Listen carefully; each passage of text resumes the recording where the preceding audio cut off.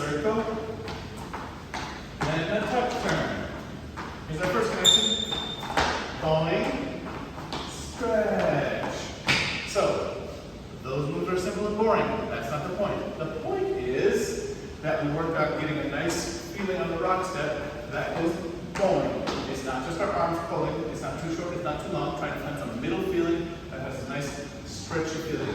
That's a one count connection. Just takes one count. The rock of the rock step. Going. It's kind of easy to do. The one we worked a lot more on was the second half of that inside turn. Triple step. We're finishing it now.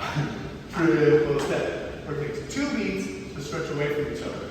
That's the tough one to get. So if we do like I said, not for example, rock step, triple step, triple step. That's what we work on getting that feeling. If we have this stretch, with the old suspension bridge between us, connected with that feeling. Then the next thing I do, I just take a step and life gets easy. So we worked on trying to do these steps here, finding connection, and then just take a step, connecting to it. We did a bunch over and over again. I swear to God, we taught something